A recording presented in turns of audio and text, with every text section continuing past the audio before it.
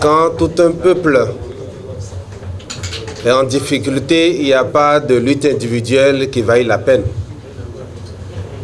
Quand toute une nation s'est résignée pendant 10 ans bientôt, pas parce que ce peuple espérait que la gouvernance allait s'améliorer avant que les 10 ans ne s'achèvent,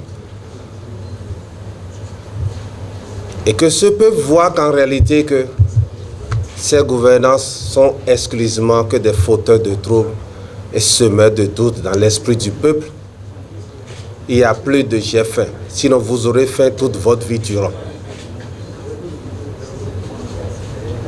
Nous avons espéré, après le premier mandat qui devait permettre de faire le job, accepter le mandat, le second mandat en cours, bientôt fini, dans une vingtaine de mois, dans l'espoir de pouvoir finir définitivement avec ces gens. Mais tout se met en place afin que plus jamais d'autres personnes ne parlent de la politique au Bénin. Et vous voulez, pour des questions entre partis politiques, qu'on dise que c'est X qui doit porter exclusivement le combat ou Y qui doit exclusivement porter ce combat.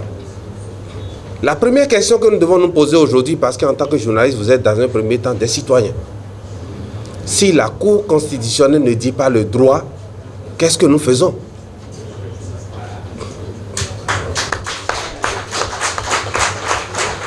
C'est la question qui doit normalement nous préoccuper. Si la Cour constitutionnelle ne dit pas le droit, parce que nous sommes tous tournés vers la Cour, si le droit n'est pas dit, qu'est-ce que nous faisons? Je pense que le président du groupe Les Démocrates a déjà répondu à cette question. Et chaque Béninois doit pas s'approprier la réponse donnée tout à l'heure.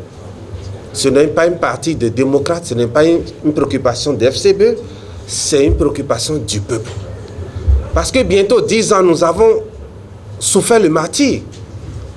Non, ce n'est pas, je répète des phrases. Pendant les jours à venir, nous allons compromettre la paix. Je suis devant la photo, enfin l'image en réalité de quelqu'un qui a été un symbole de notre paix consolidée, retrouvée en 90.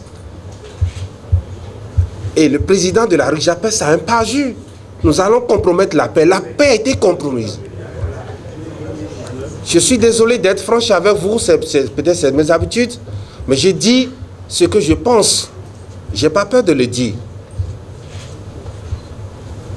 La paix a été compromise parce que nous avons rejeté la Constitution en 2017-2018. Des gens sont morts à la suite en 2019. En 2020, n'en parlons plus. En 2021, nous avons vu. Des gens juste dit 5 ans, c'est 5 ans et on fait des dizaines de mois en prison. Alors voilà que le même schéma veut se répéter. À visage découvert, et vous voulez qu'on parle de FCB, MD ou tout ça? Non, c'est un problème du peuple.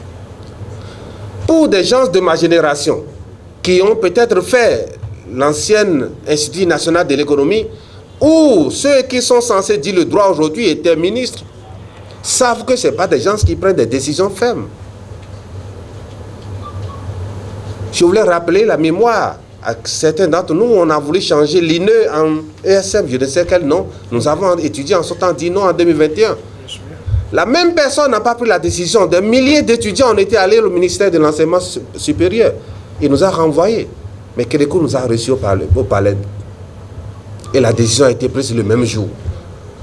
Et donc je dis, je fais partie de ceux qui pensent que le droit ne sera pas dit. Alors si le droit n'est pas dit, qu'est-ce que nous faisons? Nous le savons des hommes. Je voudrais attirer votre attention sur une certaine préoccupation qui, au-delà de l'exclusion, qu'est-ce qui empêche dans un premier temps seulement, je pars du bas, que les actuels chefs quartiers, par exemple, restent là, juste encore pour 22 mois, pour qu'on puisse permettre aux partis qui vont gagner les élections de les choisir. Ils savent qu'ils ont besoin de chaque petite autorité dans chaque localité. Toi, prends ceci d'abord pour mobiliser les gens. Parce qu'on a vu des chefs quartiers, des chefs d'arrondissement estampiller des bulletins de vote comme titre de gloire. Et le ministre de la Justice a dit que les gens seront punis. Ou bien, je ne sais pas, quand on sort du gouvernement, les propos du ministre ne comptent plus. Jusqu'à ce matin, personne n'a été puni par rapport à ça. Est-ce que ce n'est pas pour pouvoir donner légitimité à ça, ou donner le pouvoir à ces gens d'estampiller les bulletins de vote qu'on veut qu'on nomme les chefs de village ou bien de quartier partout? Première question. Deuxième question. Nous avons proposé, je vous assure, si vous avez dit que les propositions des démocrates ont été acceptées, en dehors de la caution qu'on a proposée, parce que c'est la seule chose que je vois qui a été prise en compte dans la proposition que les députés démocrates ont portée du travail que nous avons eu à faire, Gordon Tillip et les jours qui ont suivi, ce n'est que les 25 millions, de 50 millions à 25 millions de la caution des présidentielles, c'est ce qui a été accepté. Nous avons proposé une modification, je ne sais pas s'il faut appeler les chiffres ici, le montant de la caution des députés. Nulle part au monde, on ne paye 1,5 million pour être candidat au présidentiel, aux législatives. Nous avons fait un travail dans l'espace sur moi. Le plus fort montant, c'est 250 000 francs. Récemment, les gens ont ramené à 300 000 ailleurs. C'était 300 000 le montant que nous avons proposé. Ils n'ont pas accepté. Pourquoi? Combien de Béninois gagnent 100 000 à la fin du mois? Ça veut dire qu'en un an, si vous gagnez 100 000, vous pouvez ne pas être en mesure. Si vous gardez tous vos revenus, vous ne pouvez pas payer cette caution. C'est quoi le problème? Or, ce qu'on nous a vanté dans la réforme, il faut limiter le rôle de l'argent dans la politique. Mais qu'est-ce que nous faisons? Je vais plus loin. Je prends la question du parrainage. J'espère que les experts vont en parler tout à l'heure, et des 20%. Non, mettez même le taux à 20% pourvu que ce soit au plan national. Ne voulons pas par circonscription. J'ai eu dit, parce qu'ils ont caporalisé toute la presse, excusez-moi de vous dire, parce que ces derniers jours, j'ai tout lu, ce que nous avons tous lu avec vous, et vous avez écrit que le nouveau code électoral est fait pour pouvoir consolider des grands partis, c'est cela.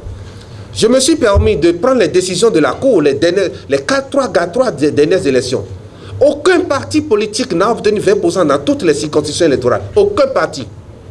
Non, je peux vous donner des exemples. Allez lire le résultat de l'UP dans la 14e circonscription. On a dit que BA a eu tous les résultats. Allez lire les résultats du BA dans la 15e, 16e circonscription. Ils n'ont pas eu 20%. Aucun parti politique de l'histoire politique depuis la réforme n'a obtenu 25% dans toutes les circonscriptions électorales. Alors, si éventuellement il n'y a pas eu leur accord, parce qu'il peut ne pas y avoir accord, et en 2011 janvier, nous allons aux élections en 2026, et aucun parti politique n'a 20%. Ça veut dire que nous n'avons pas de maire dans nos contrées. Nous n'avons pas de députés, nous n'avons plus de parlement à partir du 12 janvier 2026. Ça veut dire qu'il n'y a pas de parlement, le président ne peut pas prêter serment.